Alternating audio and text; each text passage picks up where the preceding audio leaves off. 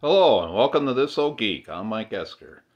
Now in today's video I am showing how I made my version of my favorite cryptid, Nessy, or otherwise known as the Loch Ness Monster. Now for those of you who don't know what a cryptid is a creature that people claim existed or still does exist, but there's never really been any real hard evidence to prove that they do exist. It comes from cryptozoology, which is considered a pseudoscience, which means it's not taken seriously by the legitimate scientific community. As far as I'm concerned, I believe anything's possible. So, without further ado, here is my video of how I made my favorite cryptid. I start with sheets of newspaper that I roll up and just keep adding layers and layers of it until I get the shape that I want. I like glue different pieces together or tape them together. Here I'm just taping this together. And I'm just doing that until I get it filled out the way I want it. I just keep working with it, keep adding and taping until I get it just the way I want it to look. I'm putting a ridge on top there. That's going to be the top, the backbone, rather. Cutting this wire. This is like a stainless steel wire, I believe, or galvanized, something like that. And this is the neck. I'm wrapping some foil around it, all the way up to the end there, shaping it. Now I wrap some newspaper and tape around it until I, just like the body, until I get it the shape that I want it to be and the thickness that I want. And here I'm doing the same thing for the tail.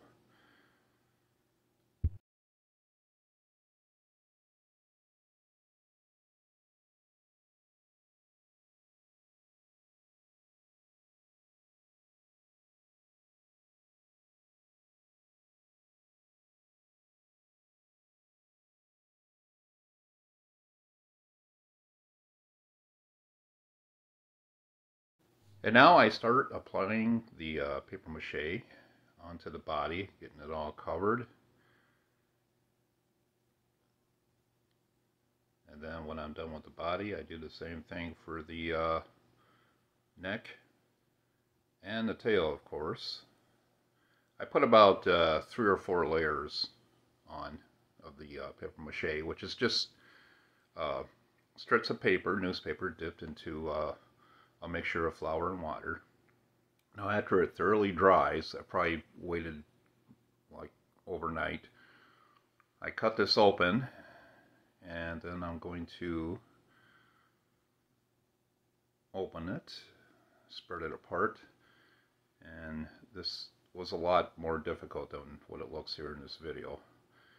And now I'm pulling that core out.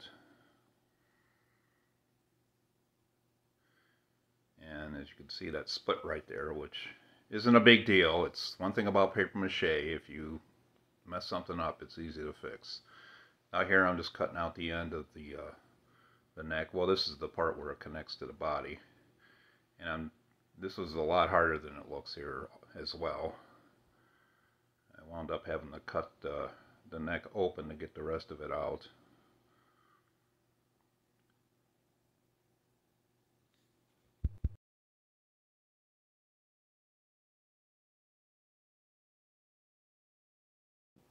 And then I did the same to the tail, and I just pulled that out of there using the pliers, pulling the wire out and getting the insides out as best I could. And then it's time, I have the 2 halves, I glue it together with my Gorilla Glue.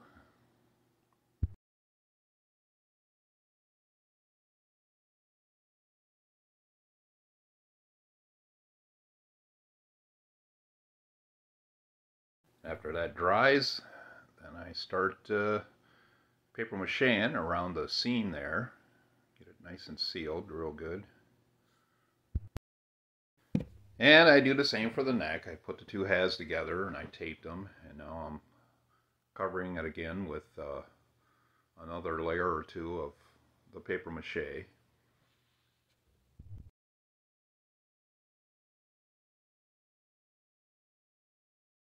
Now to make the head, I just use the same technique that I use for my puppet heads. I just molded a basic shape out of some modeling clay. It's an oil-based clay. Wrap it with foil, and then I just cover it with 3 layers of paper mache. And now after it dried, probably a couple days, I cut it open and separate the two halves, just like I did with the body. This was also kind of tough to do, but it's worth it. I pulled the foil and everything out. I had to repair that. Now I'm hot gluing the neck and the tail to the body. I had to hold the pieces a little bit onto the body for about a minute or two.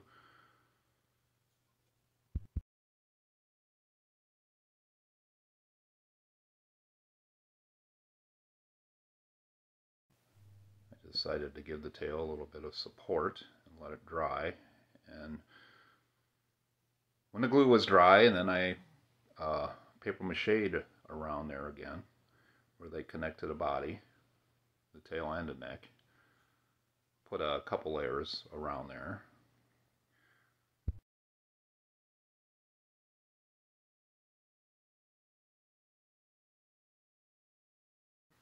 Here I am lining the inside of the upper and lower jaw with Sculpy air dry clay.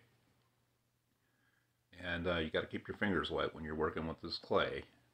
And here I shaped a tongue out of some foil, and I'm just covering it with the Sculpy air dry clay. Now I did neglect to mention how I made the teeth. The teeth are Sculpy polymer clay, which is a lot different than the air dry clay that you have to bake. And I just made those and baked them in the oven, 275 degrees, and for about 10 minutes. And then I glued them inside each half of the jaw. Now here I am hot gluing the head to the neck, which the head was a bit heavy, so I had to hold that in place for a little bit and then tape it up.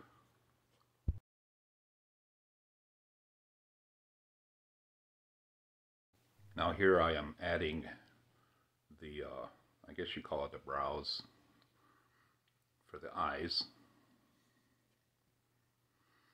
And I am putting some more clay inside the mouth here, which is kind of tricky. And here's some Sculpy air dry clay.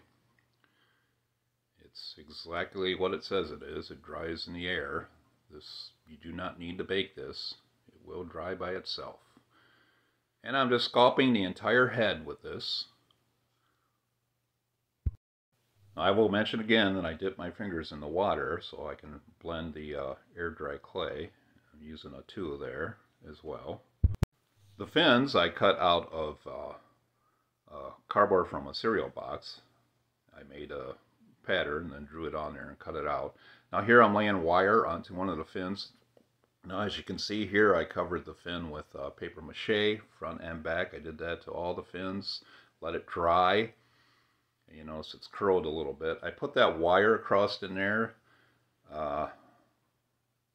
mainly because I don't want it to lose its shape when I put the air dry clay over it, because it's going to be very wet.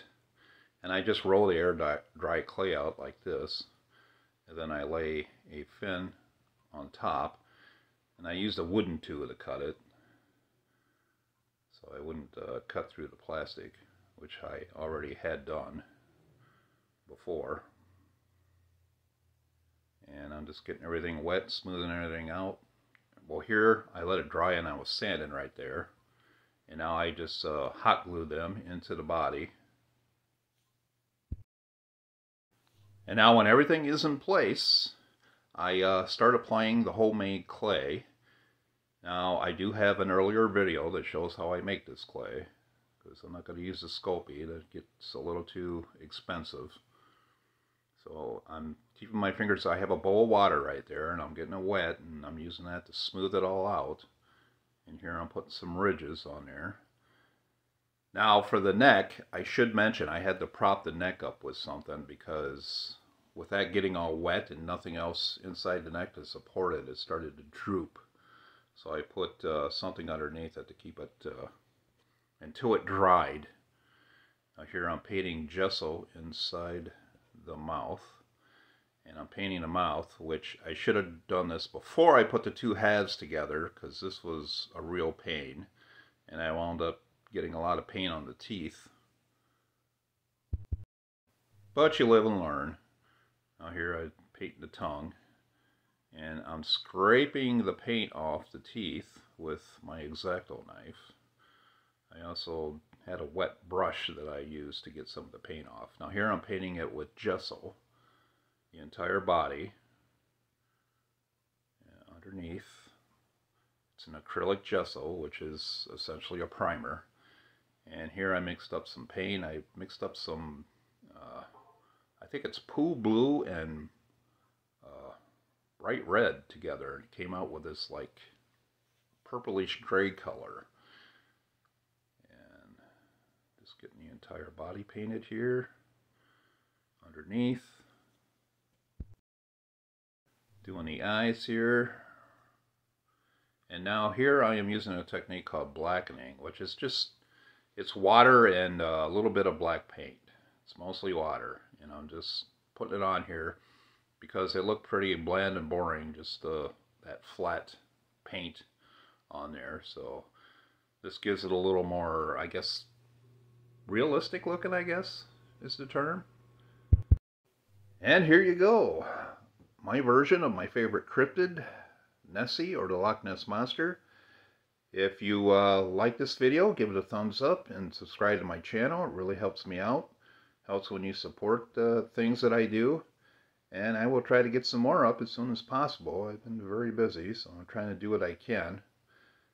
So until next time, have a great day.